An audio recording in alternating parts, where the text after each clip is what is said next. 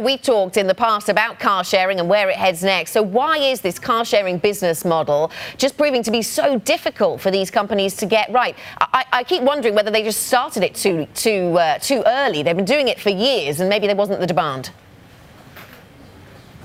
Yeah, I think that's definitely a big factor there. Car sharing is so different from what these companies usually do, which for hundreds of years is really simple. You build a car, you sell it, you have a profit margin on that car. Now suddenly they're responsible for managing these fleets. They rent these cars out for cents per minute, and they have to pay for all the uptake, everything else around it. It's a completely different business model. And like you said, it really depends on those cars being used constantly, and that's really dependent on demand. And we're still in the very early days of, switching from car ownership to different business models, and it is good to be there early, but like you said, if you're there too early, it's hard to make that money.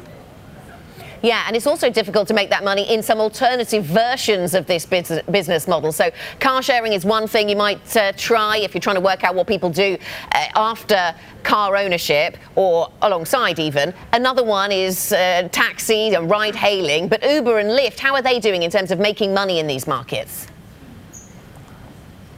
Yeah, I mean, Uber and Lyft famously, have been struggling to get profits in those markets. BMW and Daimler and their free now business has been doing a bit better, actually.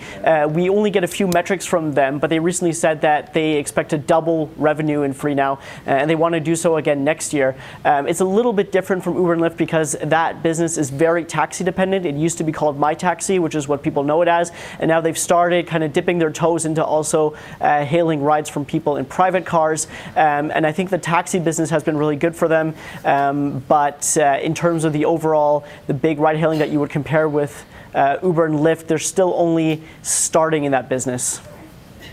And what should we expect then more broadly, because this isn't just all that these companies do, they do still make cars, BMW and Daimler in 2020, what are we going to be expecting from them on these ventures or from the bread and butter? Yeah, I mean, it's not going to be a year of big risks. 2020 is a year where a lot of regulations are coming in.